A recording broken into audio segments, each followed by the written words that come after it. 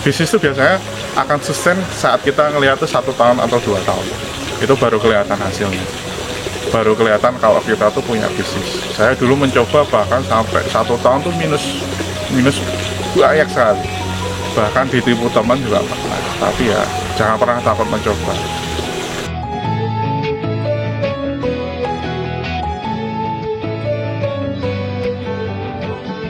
Ya, perkenalkan, nama saya Didi Gustaman. Saya selaku pemilik dari Pasar Ikan Perbatasan. Ini adalah salah satu unit bisnis saya untuk bidang pertanian sekaligus pembudidayaan. Alamat perusahaan atau dari unit usaha ini, saya berada di Balong, RT 06, Timbulharjo, Sewon, Bantul, Yogyakarta. Dasar saya mendirikan perusahaan ini adalah dibalik di masa pandemi. Selama pandemi ini saya berusaha untuk mendispet usaha saya dari yang sebelumnya saya di bidang perkayuan, dan saya berusaha karena di masa pandemi dari usaha saya banyak turun karena sektor bisnis saya di perkayuan adalah untuk kafe-kafe, baik kafe-kafe untuk di dalam kota Jogja ataupun di luar kota Jogja. Jadi selama pandemi ini saya mau berusaha untuk mendispet usaha saya dari perkayuan tersebut ke bidang budidaya atau perikanan dan perkebunan juga. Kalau latar pendidikan saya sebenarnya adalah sarjana dari teknik industri. Saya juga punya perusahaan juga di Jakarta di bidang kelistrikan, ketenaga listrikan, untuk pembangunan gardu induk di perusahaan-perusahaan PLN di hampir seluruh di Indonesia. Awal dari saya untuk di bidang perikanan adalah saya hanya memiliki 10 kolam berdiameter 2,5 meter, dan dulu masih saya combine dari 10 kolam tersebut. Ada 3 jenis ikan yang saya budidaya. Yang pertama adalah ikan gabus, yang kedua ikan patin, yang ketiga adalah ikan lele. Dari 3 itu saya mulai berkembang lagi untuk memperbanyak kolam dari yang 10 menjadi 24 kolam, karena saya melihat potensi pasar yang berada di sekitaran warga sini dan berikut dengan sekitaran kota Jogja ataupun Bantul. Awal berdirinya adalah di bulan Desember. Saya sudah mulai untuk membuat kolam-kolam ini, ya sekitar 10 kolam. Terus dari itu saya tebar benih awal itu di bulan Januari. Sedangkan saya sudah mengestimasi bahwasanya di bulan April ataupun Mei saya sudah mulai panen untuk lelenya. Dan untuk unitnya saya awal-awal juga baru ngambil dari tempat teman saya berada di Sleman kalau untuk yang nilainya, karena belum bisa panen pada waktu itu. Jadi selama pandemi tersebut banyak dari usaha saya mengalami penurunan omset ataupun penurunan penyerapan dari pasar lokal ataupun pasar di luar daerah. Pasar ikan perbatasan sendiri, dulu saya berpikir untuk kenapa saya memilih pasar ikan perbatasan, karena letak dari kolam-kolam ini atau usaha ini berada di antara Kampung Paten dan Kampung Balong. Jadi saya kenapa milihnya pasar ikan perbatasan, ya bahwasanya kalau orang jadi ingat pasar, ya orang banyak berkumpul tentang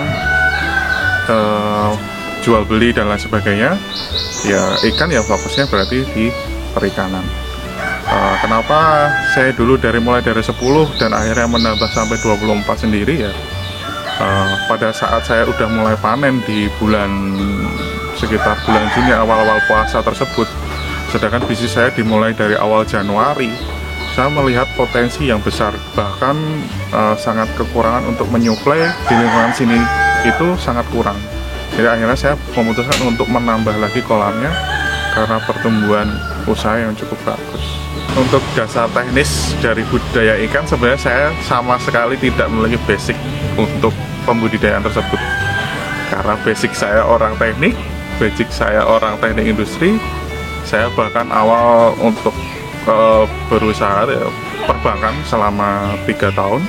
Akhirnya saya di tenaga listrik sekitar 3 tahun juga, dan akhirnya switching untuk di bisnis budidaya ikan ini.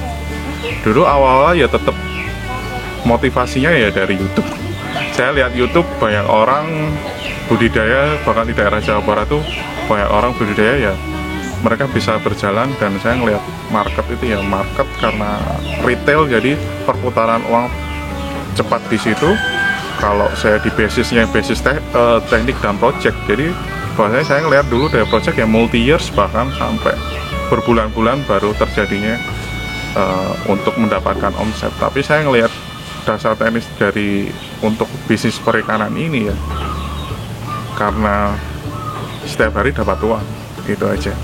Terus ya tetap untuk pembelajarannya ya, saya bahkan dulu pernah satu kolam tuh mati semua, karena saya emang murni belajar semua dari YouTube. Dan saya memulai 10 kolam ini dengan ya mini pengetahuan dan tidak ada guidance sama sekali, ya guidance-nya cuma YouTube.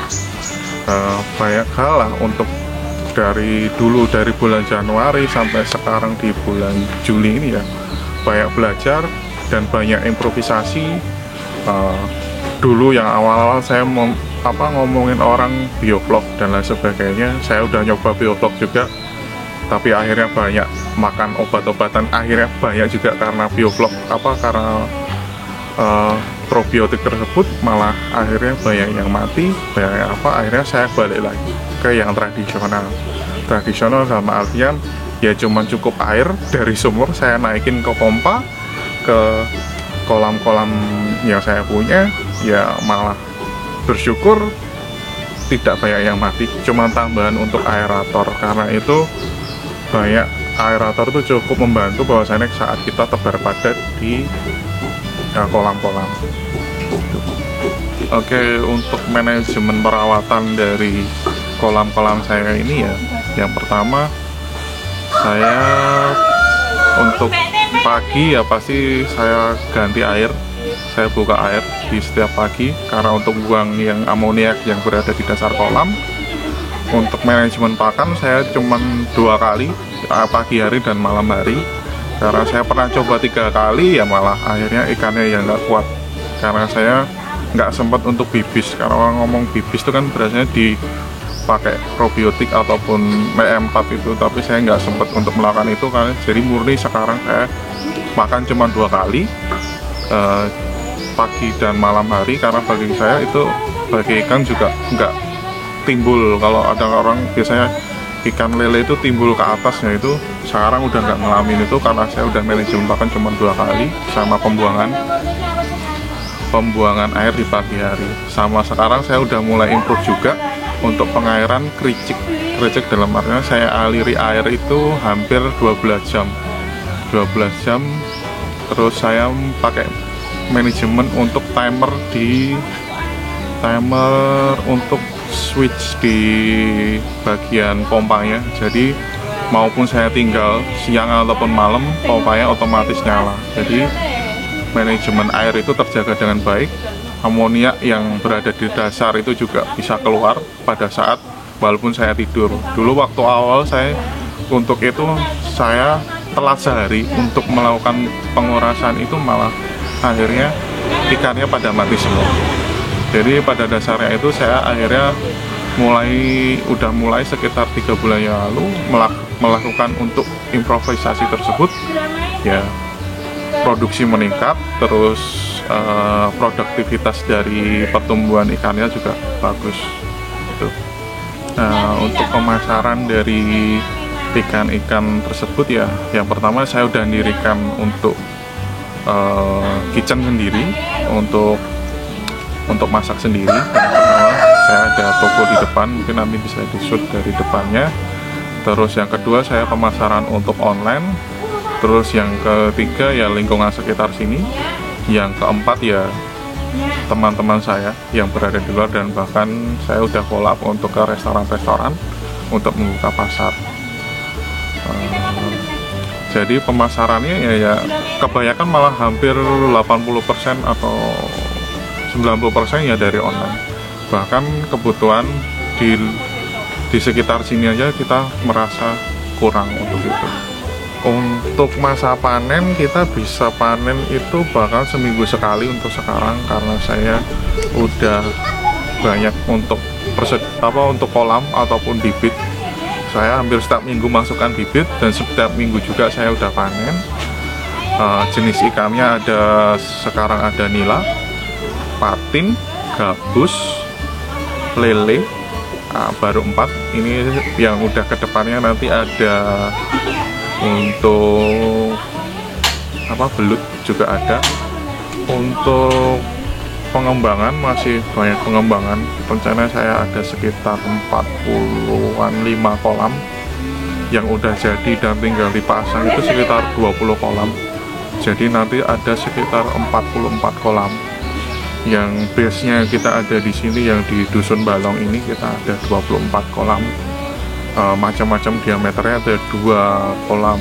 Diameter 2 itu ada sekitar 4. Diameter 3 nya kita ada 8, 2,5 nya kita ada sekitar 10. Jadi nanti akan kombinasi di daerah Piungan, karena saya di sana ada lahan juga. Itu ada sekitar 20 itu untuk fokus di belut sama untuk pemasaran lelenya, karena di sana saya melihatnya potensi pasarnya banyak orang pecel lele di sekitar bawah-bawah Wonosari.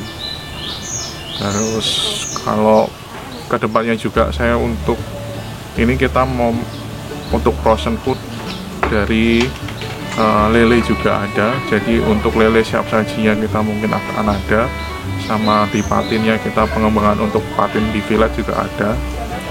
Dan ini yang udah mau panen juga gabus, karena gabus sendiri itu panennya cukup lama karena ada sekitar 6 bulan.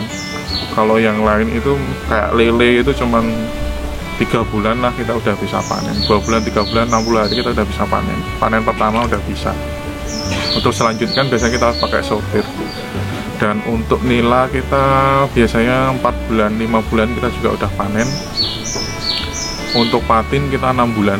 Jadi masa panen tersebut ya kita siklus terus dalam artian setiap seminggu sekali kita pasti masukkan bibit. Untuk perolehan bibit biasanya saya cari di sekitar sini, karena di sekitar sini ada supplier untuk lelenya yang benih ada. Kalau gabus terakhir saya kemarin bibit dapat dari Kebumen. Yang untuk patin kita juga ada, untuk supplier lokalnya di sekitar rumah sini ada.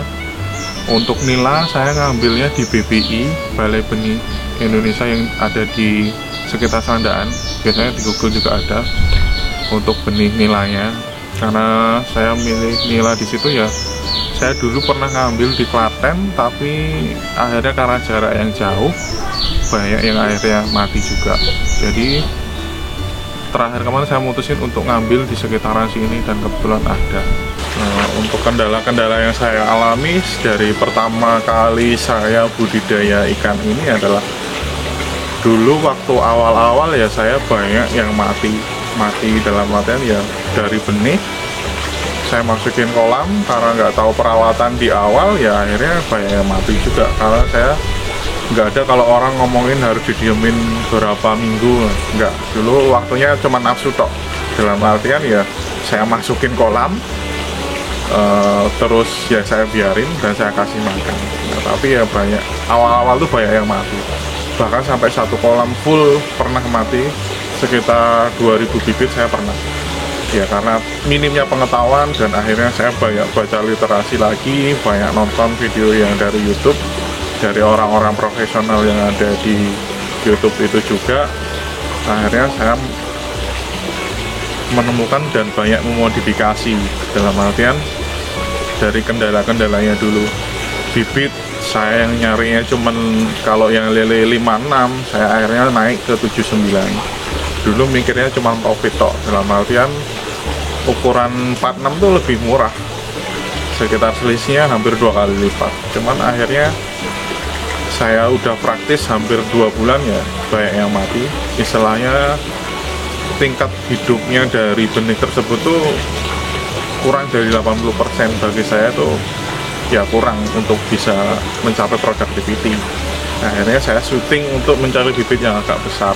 Yang terakhir malah pertama saya dapat bibit besar itu malah dari Magelang, ukuran 79 up, dan itu saya udah praktis untuk bibit tersebut. Ya akhirnya sukses, dalam artian hampir zero kematian, nggak ada sama sekali kematian untuk lelenya tersebut. Terus akhirnya pelan berdasarkan waktu ya saya dapat juga supplier yang dari lokal untuk bibit-bibit tersebut, bibit yang ukuran 79 up. Jadi sekarang ya semuanya bisa hidup, untuk tingkat kehidupannya hampir 95% ke atas, karena hampir zero untuk meninggalnya dari atau matinya benih yang saya tebar, baik itu bibit nila, gabus, terus lele, terus patin ya. Kalau teman-teman mau nyoba ya awal-awal ya, kalau bisa ya bibitnya yang agak besar, agak mahal dikit nggak apa-apa, tapi tingkat hidupnya lebih tinggi daripada nanti untuk bibit yang kecil ukuran 46. Kalau kita pemula ya nanti akhirnya malah resikonya banyak dalam artian yang pertama ya pasti mati kalau kita telat nguras dan lain sebagainya. Telat nguras, telat untuk ganti air, ataupun telat sortir, karena kalau kita telat sortir juga nanti malah dimakan dari teman-temannya, karena kondisi tubuh dia yang kecil itu malah akhirnya dimakan yang besar juga. Kalau kendala yang kedua kemarin tuh adalah untuk air saya pertama cuman dari sumur, dan kondisi kolam saya cuma 10. Kalau ngitung kubikasi, satu kolam itu butuh hampir 5 kubik sendiri karena diameter 2,5. Kalau tak sedot terus setiap hari juga sumurnya mungkin bakal ngos-ngosan untuk itu, dan itu akhirnya saya menambah kolam tapi yang saya pinggirin di pinggir kali, posisinya seperti ini. Akhirnya saya naikin air sekarang malah dari sungai, dan saya nambah dulu karena aerator cuma di depan. Terus saya awal-awal untuk yang pindah di pinggir kali ini juga kendalanya banyak yang mati juga karena telat untuk sirkulasi dari air, karena telat nguras, karena posisi sekarang 24, jadi sering telat untuk nguras, akhirnya malah banyak yang tumbang juga untuk itu. Tapi berjalannya waktu ya sekarang saya udah mulai untuk di sistem di pagi saya ngeluarin amoniak di pagi hari sekitar 10 cm dari dasar kolam, turun terus nambahin air lagi, dan ada untuk otomatis di sistem pengairannya. Jadi setiap siklus 45 menit saya mati untuk pompanya 45 hidup, jadi otomatis nanti hampir 12 jam itu kolam tetap pengairan air jadi bagus. Setelah improvisasi tersebut banyak hal kemajuan. Yang pertama, produktivitas saya naik dari produksinya, karena banyak saya bisa mendelete untuk gagal dari telatnya saya nguras kolam. Yang kedua, saya bisa kualitas kolam. Kemarin banyak komplain juga dari tetangga karena baunya yang agak menyengat, tapi sekarang dari siklus ini sekarang juga saya hampir tidak ada bau sama sekali untuk itu. Kendala pemasaran dari unit usaha perikanan ini ya, dulu awal-awal saya mikirnya ya gimana sih cara itu untuk dapat market di sekitar sini, dalam artian dulu awalnya saya nggak mikir nggak adanya toko di depan gitu. Jadi saya mikirnya tuh nggak butuh toko lah untuk itu. Tapi akhirnya saya mikir ke depannya kok orang nggak ada yang tahu, dalam artian nggak ada yang tahu untuk di sini ada orang jual ikan dan lain sebagainya. Akhirnya saya berinisiatif untuk adanya toko di depan, dan kendala-kendala yang dihadapi ya dulu sering orang nyarinya banyak tapi akhirnya ikannya ya nggak ada. Nah kayak gitu saya akhirnya banyak nambah kolam juga untuk itu. Nah, kendala-kendala itu ya sampai dengan hari ini saya bisa mengatasinya, dalam artian ya walaupun nggak bisa 100% untuk saya bisa menghadapi semuanya, tapi saya bisa untuk menghadirkan servis yang baik dari eh, di unit bisnis ini, unit bisnis untuk perikanan ini. Untuk kedepannya kendalanya pasti ya biasanya suplai, karena banyak yang dari rumah makan kadang mintanya mas ada nggak 40 kilo. Nah kita masih kekurangan untuk suplai yang besar. Dalamnya sekali orang minta order yang besar, sedangkan kapasitas produksi saya juga dalam waktu sehari ataupun seminggu tuh belum bisa mencukupi. Nah itu ya, kendala-kendala pemasaran itu ya terkaitnya pasti di produksi akhirnya. Tapi kita mulai sekarang udah bisa untuk menangani untuk produksi.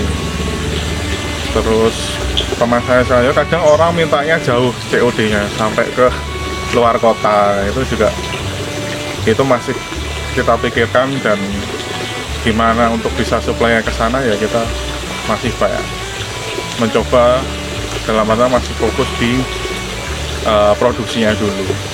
Untuk teman-teman yang baru mulai usaha ataupun baru mulai budidaya, nanti bisa join di tempat saya ataupun kita diskusi bersama.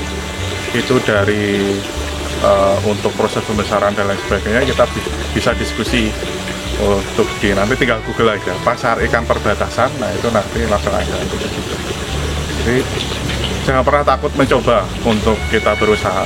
Dulu saya juga mulai usaha itu dari sekitar 2013 saya udah mulai usaha sendiri. Jadi ini adalah mungkin unit usaha saya yang ke-6, karena dulu saya awal masih produksi mebel, bahkan di perbankan, sekarang di teknik juga ada. Jadi kalaupun kalian jurusannya apapun ya, kalau kalian nyemplung di dunia yang istilahnya bukan habitatnya kalian ya jangan pernah takut. Sekarang pintu banyak terbuka, di informasi kita banyak. Sekarang ada YouTube, ada paper-paper dari internet juga banyak. Jangan pernah takut untuk mencoba. Awal-awal bisnis pasti rugi, tapi jangan pernah takut. Bisnis itu biasanya akan sustain saat kita ngelihat itu 1 tahun atau 2 tahun. Itu baru kelihatan hasilnya. Baru kelihatan kalau kita tuh punya bisnis. Saya dulu mencoba bahkan sampai 1 tahun tuh minus banyak sekali, bahkan ditipu teman juga pernah. Tapi ya jangan pernah takut mencoba. Mumpung masih muda ya, ayo kita banyak belajar, terus banyak pengetahuan. Ya paling nggak kalau kita bisa sukses dalam diri sendiri, kita bisa nyuksesin keluarga, bisa juga nyuksesin untuk lingkungan sekitar kita.